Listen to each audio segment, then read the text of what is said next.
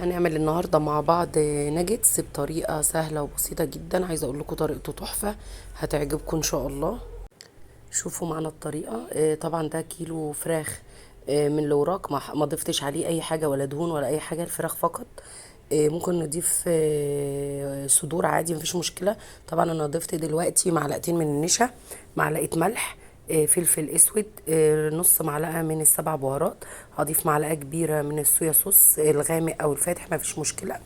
وهضيف هنا باكيت واحد من كيس الفيجيتار، او ممكن نجيب اللي هو السبايسي الكبير وناخد منه حوالي معلقتين كبار برضو. وبس، مش هضيف بقى اي حاجة تانية. وهبدأ ان انا اعجن فيهم كده كويس جدا. لا ضفت توم باودر ولا بصل باودر ولا اي حاجة، هو مجرد كيس الفيجيتار ده عشان هو فيه كل حاجة. وظبطنا طبعا الملح كويس. طبعا هجيب كيس كده فريدو، وبعد كده هبدأ بقى ان انا اشكل الناجتس باي طريقة انا بعملها. عايزة اقول لكم ان ده زي بتاع بره واحسن كمان. طبعا كل الكمية فراخ، لان انا مش ضايفة اضافات كتير، يعني هم يا دوب معلقتين من كل حاجة. عايزه اقول لكم تحفه جدا. زي ما انتم شايفين كده انا شكلته. طبعا هاجي اشكل جزء تاني، هجيب صينيه او اي حاجه تكون مربعه، وهدهنها بمعلقه زيت، وابدا ان انا افردها كده كويس جدا. وبعد كده هقطعها بالسكينه وهدخلها الفريزر عشان خاطر تتماسك شويه. وبعد كده ابدا ان انا اضيف لها بقى البيض والبقسماط. زي ما انتم شايفين كده جهزت كوبايه من الحليب ومعاها بيضه، وهنضيف رشه ملح بسيطه جدا ورشه فلفل اسود. وبعد كده هنشوف بقى هنغلفها بايه. هجيب كيس زي ما انتم شايفين كده، انا بحب اعمل على الكيس عشان خاطر بيبقى بعد ما بخلص كل ده بيترمى. ضفت كيسين من الفيجيتار، عليهم معلقتين من الدقيق، عليهم معلقه من النشا، وهقلبهم. وطبعا مش هضيف ملح ولا اي حاجه، زي ما انتم عارفين ان الفيجيتار بيبقى مملح.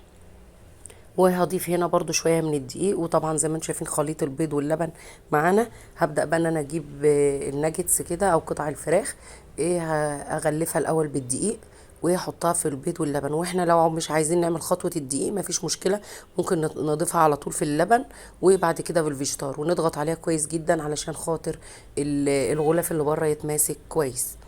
زي ما انتم شايفين كده انا بعمل كل الخطوات دي سهله اهي، زي ما انتم شايفين كده. واضغط عليها كويس جدا عشان خاطر الغلاف اللي بره يبقى متماسك وحلو. زي ما انتم شايفين كده خلصت كل الكميه. هعمل بقى كميه اللي هي المربعات بنفس الطريقه برضو، بس طبعا قبل ما احمرها ادخلها التلاجة حوالي نص ساعه، الفريزر يعني. بس عايزه اقول لكم ان هي تحفه جدا، جربوها.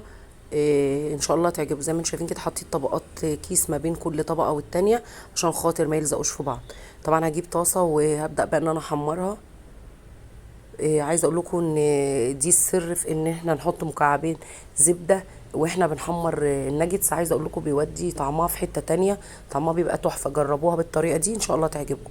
يعني لما نيجي نحمرها نضيف لها مكعبين من الزبده، او ممكن معلقه من السمنه البلدي، برضو بتدي طعم حلو جدا جدا في التحمير.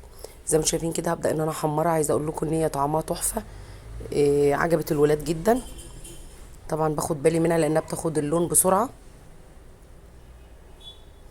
زي ما انتم شايفين اهو. طبعا عملت جنبها رز بشعريه وبطاطس محمره. عايزه اقول لكم كان طعمها تحفه. جربوها ان شاء الله تعجبكم. والسلام عليكم ورحمه الله وبركاته.